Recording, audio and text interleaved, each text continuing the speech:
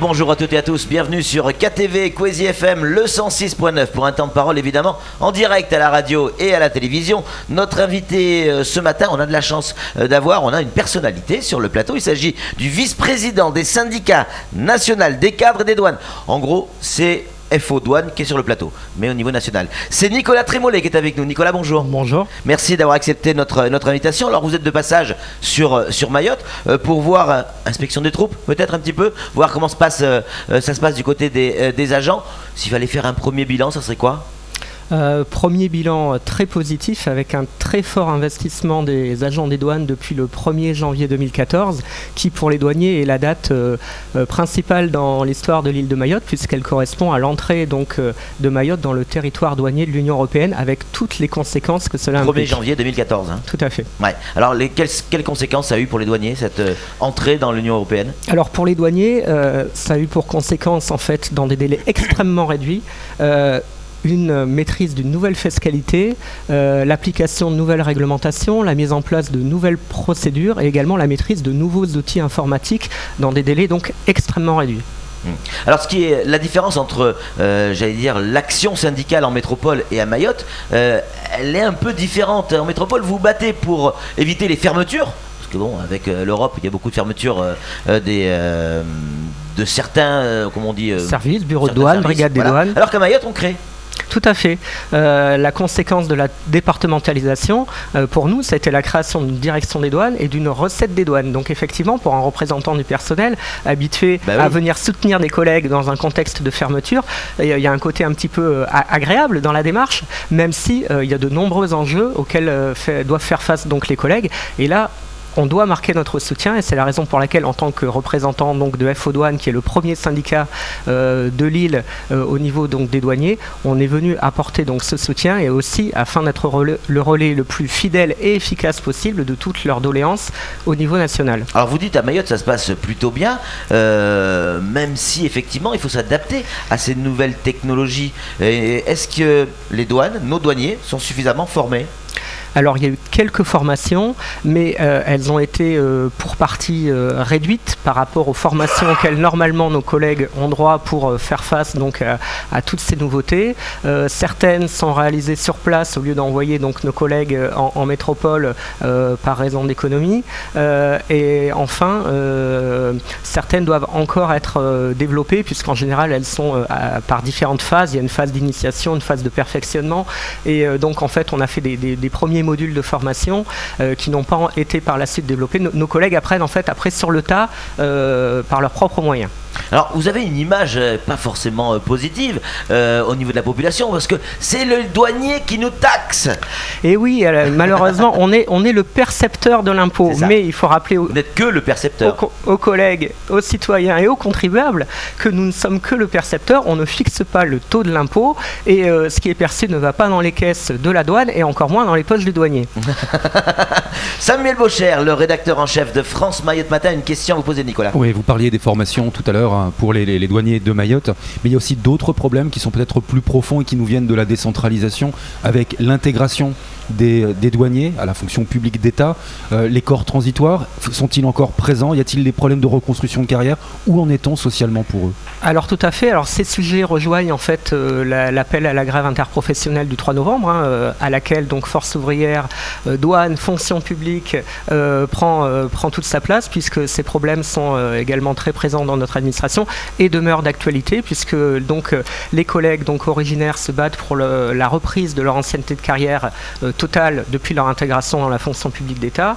Il y a également des revendications salariales qui touchent donc l'indexation des salaires afin que la majoration de traitement, ce qu'on appelle la majoration de traitement, soit portée au taux de 53% comme c'est le cas à La Réunion, ce qui n'est pas le cas actuellement. Et puis les collègues douaniers et de la fonction publique se battent même plus largement pour défendre l'attractivité de leur territoire vis-à-vis des fonctionnaires de la métropole afin de contribuer à motiver certains collègues fonctionnaires métropolitains de venir travailler donc au territoire de Mayotte et de contribuer au développement de l'île. Parce qu'aujourd'hui, c'est difficile de faire venir des douaniers à Mayotte. Les collègues métropolitains qui méconnaissent encore largement Mayotte sont parfois arrêtés par rapport à des considérations liées soit à la cherté de la vie, soit aux conditions de travail, ou plus largement aux conditions de vie dans l'île, que vous veniez seul ou avec femme et enfants. Alors, on a bien compris, ça veut dire que le 3 FO Douane sera également, dans le cadre de l'intersyndicale, en grève. Absolument, FO Douane donc, est en grève le 3 novembre. Est-ce que on peut savoir aujourd'hui à quoi va ressembler la grève des douanes le 3 ? Alors moi, là, je laisse les modalités d'action définir au plan local. Donc, ils verront ça. En plus, c'est un cadre interprofessionnel, c'est-à-dire privé et public. Donc là, c'est les syndicats privés et publics qui vont définir les modalités de la grève du 3 et peut-être des jours suivants, selon l'avenir des revendications. Parce que les différentes modalités de grève chez les douaniers, elles sont au nombre de 2. C'est où on fait le job, où on le fait pas du tout. Et si on le fait, on peut le faire très très bien. Vous pouvez avoir une grève simple et où vous pouvez avoir effectivement ce qu'on appelle une grève du zèle. Une grève du zèle, c'est quoi? Par exemple, fouiller tous les bagages de tous les passagers d'un 777. Voilà, c'est pouvoir fouiller les bagages des passagers, mais aussi aller inspecter tout un tas de conteneurs de marchandises que vous n'auriez pas fait si vous aviez appliqué simplement les critères du ciblage auquel vous procédez. C'est-à-dire qu'on pourrait avoir très bien, du côté de l'aéroport, avoir plusieurs heures pour vérifier tous les bagages, au lieu de le quart d'heure ou la demi-heure qui pourrait suffire en fait.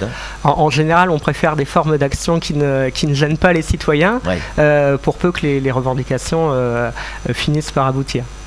Selon nos informations, peut-être même qu'il n'y aura pas d'avion, donc vous n'aurez pas trop de travail ce jour-là. Samuel Bocher, une question à vous poser.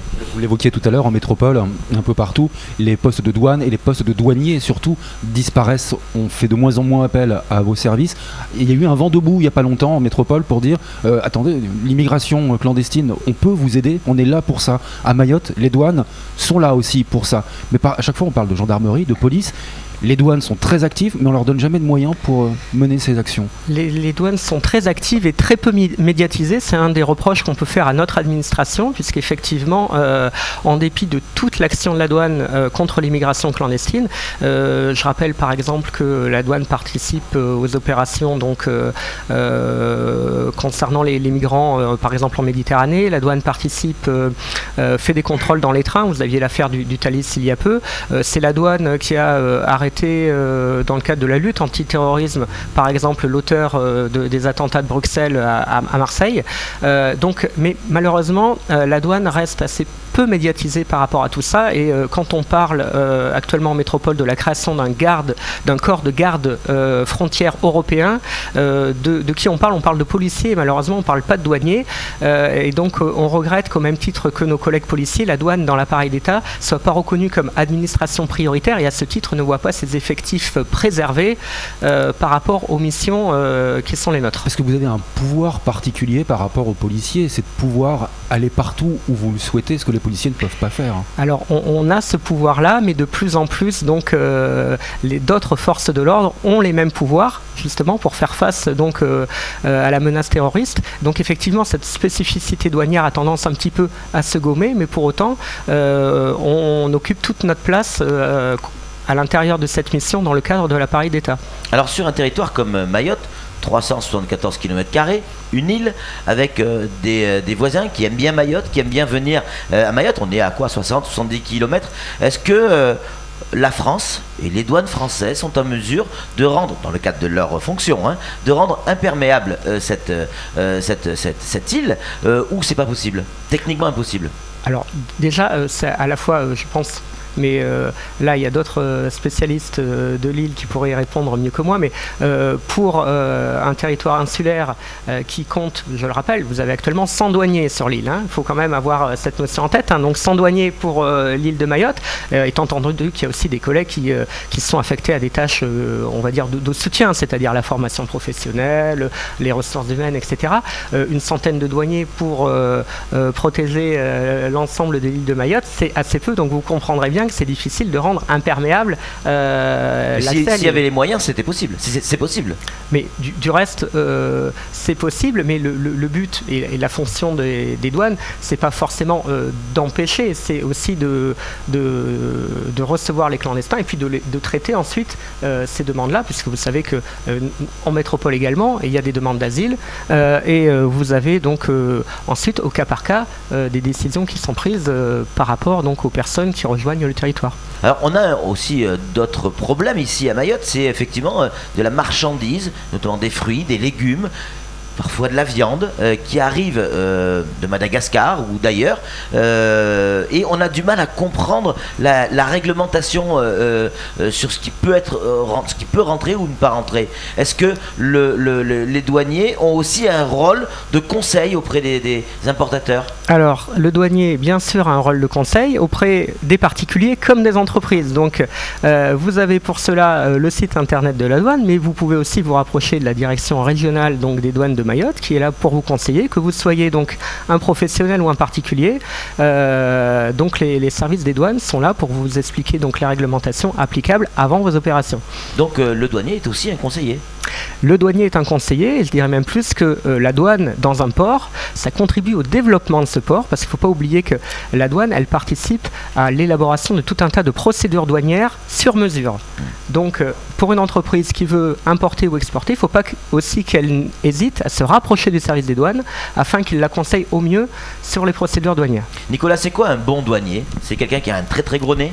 Voilà, le flair douanier, comme on parlait, l'image d'Épinal du flair douanier, certes, c'est quelqu'un qui connaît son trafic, qui connaît son territoire, mais de plus en plus aussi, on a tendance à professionnaliser donc le métier, les ciblages, afin que donc les résultats de l'administration des douanes ne reposent pas sur quelques individualités, mais soient de plus en plus professionnels, et ça contribue à diffuser les savoirs parmi l'ensemble des collègues. Samuel. Excusez-moi, je reviens au niveau social, si vous me le permettez. La grève du 3 sera sous une manière intersyndicale, mais sous une problématique interministérielle. Est-ce que vous avez bon espoir pour que votre ministère de tutelle puisse prendre en considération les problématiques des douaniers mahorais intégrés, issus de la collectivité d'hier et qui attendent tellement pour leur reconstruction de carrière, pour leur retraite, pour leur avenir tout simplement? Est-ce qu'il y a un espoir réel pour eux? Alors il y a un espoir, d'autant plus que j'ai cru comprendre moi que le Premier ministre, quand il était passé, avait fait quelques annonces. Donc nous, on a espoir, d'autant plus qu'au-delà en fait des décisions ministérielles, il y a toujours des possibilités de recours qu'on tentera de faire si d'aventure donc les arbitrages rendus ne sont pas favorables. Là, avec ces différents mouvements, on tente de faire porter ce message. Il y a des réunions qui sont à nouveau prévues à Paris sur ces sujets-là. On met la pression petit à petit, d'autant plus que véritablement, on pense que ces revendications sont pleinement justifiées. Et le cas échéant, si l'arbitrage politique rendu n'est pas favorable, on tentera par exemple des voies juridictionnelles pour obtenir gain de cause. Nicolas, on a le sentiment que vous aimez votre métier véritablement et votre fonction, que c'est une passion. Ça se perçoit, en tout cas nous on le perçoit. Est-ce que le métier de douanier reste un métier d'avenir? Est-ce qu'on peut dire à nos gamins si tu travailles bien à l'école, tu seras douanier? Allez, vous savez, les plus anciens douaniers en activité me disent eux-mêmes que quand eux-mêmes sont rentrés en douane, on leur demandait à l'époque mais pourquoi rentres-tu en douane? La douane n'a pas d'avenir. Et pourtant, la douane est toujours là, puisque la douane, je rappelle, c'est une administration en premier lieu fiscale, mais c'est aussi une administration de protection. Et quand on voit le contexte protection du citoyen et du consommateur, vous l'avez rappelé, donc contexte lutte contre le terrorisme, immigration clandestine, mais plus largement donc protection du citoyen et consommateur par rapport aux normes sanitaires, le rôle de la douane est aujourd'hui pleinement justifié. Nicolas, merci beaucoup d'être venu sur ce plateau. On rappelle, vous représentez FO pour les douanes. Vous restez encore combien de temps sur l'île? Je reste encore aujourd'hui. Goûtez le poutou. J'y manquerai pas. Vous en souviendrez. Merci. Un gros poutou. Un gros poutou. Nicolas Trémollet, le représentant FO pour les douanes, c'est également le vice-président du syndicat national des cadres et des douanes. C'est tout pour ce temps de parole. Tout de suite, la suite de nos programmes.